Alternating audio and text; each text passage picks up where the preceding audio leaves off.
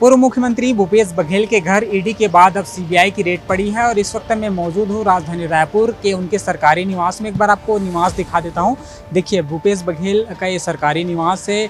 इनके अंदर ठीक जो है सीबीआई के जो अधिकारी हैं वो मौजूद हैं और कार्रवाई चल रही है। आज सुबह लगभग 7:30 बजे के आसपास छत्तीसगढ़ के 10 जगहों पर जो है सीबीआई की कार्रवाई शुरू हुई और अब तक जो है सीबीआई की कार्रवाई चल रही है। आपको बता दें कि जिस तरीके से पूर्व मुख्यमंत्री भूपेश बघेल का राजधानी रायपुर का निवास है, इनके साथ साथ भिलाई उनके निवास है, वहाँ भी छापेमार कार्रवाई चल रही है सीबीआई के द्वारा।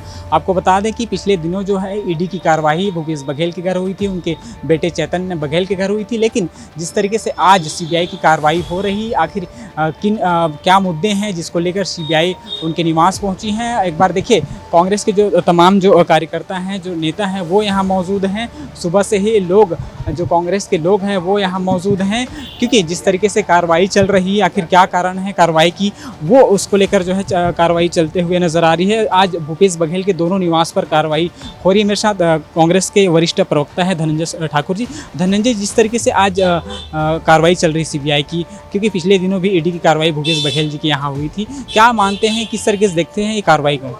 नरेंद्र मोदी जी डरे हुए हैं, भारतीय जनता पार्टी डरी हुई है, क्योंकि आप देखेंगे जो कांग्रेस पार्टी है और कांग्रेस के नेता लगातार मोदी सरकार की गलत नीति का विरोध कर रहे हैं, शाह सरकार की गलत नीति का विरोध कर रहे हैं। कवासी लखमा जी ने सदन ने पूछा कि अरुण साहू जी ने बिना टेंडर के कैसे जो ब्रिज का निर्माण करने दिया, उसके बाद उसके ईडी पहुंच जाती है। भूपेश बघेल जी ने 18 लाख प्रधानमंत्री आवास योजना की गरीबों की आवाज़ उठाए, उनके ईडी पहुंच जाती है। कल ही भूपेश बघेल जी ने जसपुर में गरीबों को राशन नहीं मिलने की आवाज़ को उठाए हैं, उसके यहाँ आज सीबीआई आ गई है। तो डरे हुए लोग हैं। आपको याद होगा जब छत्तीसगढ़ में अधिवेशन हो रहा था कांग्रेस का, तो पवन खेड़ा जी गिरफ्तार किए थे। आज गुजरात में अधिवेशन है, भूपेश बघेल जी ड्राफ्टिंग कमेटी के सदस्य हैं और आज दिल्ली जाने वाले थे, तो उनको रोकने का प्रयास इन द्वारा किया जा रहा है। ये तो डर दिखा रहा है भारतीय जनता पार्टी का तानाशाही से, लेकिन कांग्रेस पार्टी डरने वाले नहीं है। क्या लगता है, जिस तरीके से लगातार भूपेश बघेल का जो कद है वो बढ़ रहा है, राष्ट्रीय चेहरा बनते हुए नजर आ रहे हैं, ऐसे में कहीं न कहीं बीजेपी को डर है या फिर किस तरीके से मानते हैं? भूपेश बघेल जी लीडर हैं, छत्तीसगढ़िया नेता हैं, किसान नेता हैं, किसान हैं, आपदाओं से लड़ना जानते हैं। और अभी आपने देखा होगा छत्तीसगढ़ में भाजपा बिहार तिहार मना रही थी, पूरे प्रदेश में विष्णु साय की थुथु हुई है, पूरे भाजपा की थुथु हुई है, छत्तीसगढ़ में विरोध का स्वर गूंजा है।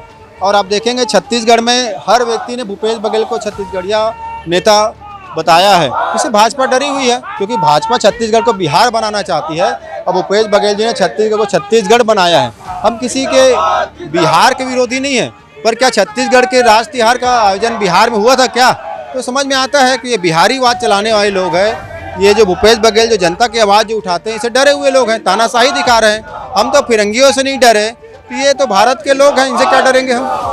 तो देखिए, भूपेश बघेल का सरकारी निवास है, जहां कांग्रेस के जो कार्यकर्ता हैं वो भारतीय जनता पार्टी के जो खिलाफ जो है नारे लगाते हुए नजर आ रहे हैं। कुछ ही देर पहले जिस तरीके से सीबीआई के जो अधिकारी हैं वो ठीक जो है यहाँ पहुँचती है और अंदर गए, उसके खिलाफ में लगातार जो कांग्रेस के जो नेता हैं, चाहे वो कार्यकर्ता है, वो यहाँ सीबीआई के खिलाफ जो है और भारतीय जनता पार्टी के खिलाफ जो है वो नारेबाजी लगाते हुए नजर आ रहे हैं। क्योंकि जिस तरीके से लगातार भूपेश बघेल जो पूर्व मुख्यमंत्री हैं छत्तीसगढ़ के, उनके घर ईडी की कार्रवाई जो है पिछले दिनों होती है और आज जिस तरीके से सीबीआई की कार्रवाई जो है उनके दोनों निवास, चाहे राजधानी रायपुर हो या फिर भिलाई निवास हो, उनके यहाँ छापेमारी की कार्रवाई चल रही है। एक बार तस्वीर आपको दिखाऊंगा फिर किस तरीके से जो अधिकारी हैं सीबीआई के वो अंदर मौजूद हैं।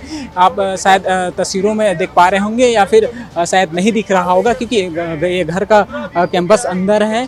ऐसे में जिस तरीके से जो सीबीआई के अधिकारी हैं, लगभग आधा दर्जन से अधिक जो सीबीआई के अधिकारी हैं वो यहाँ मौजूद हैं और किन कारणों से यहाँ कार्रवाई चल रही, क्या मुद्दे हैं, चाहे वो शराब घोटाला हो या फिर महादेव एफ हो, ये तमाम मुद्दे हैं जिस पर सवाल खड़े हो रहे हैं कि इस पर जो है ईडी की कार्रवाई चल रही होगी। लेकिन कार्रवाई के बाद ही स्पष्ट हो पाएगा कि यह कार्रवाई किन मुद्दों पर था, चाहे वह जो है महादेव एफ हो या फिर शराब घोटाले हो, ऐसे तमाम मुद्दे हैं जिन पर सवाल खड़े हो रहे हैं। लेकिन जिस तरीके से मैंने कहा कि ये कार्रवाई स्पष्ट तभी हो पाएगा जब ये कार्रवाई पूरी हो जाएगी। कैमरा सहयोगी मनोज मानिकपुरी के साथ प्रवीण सिंह।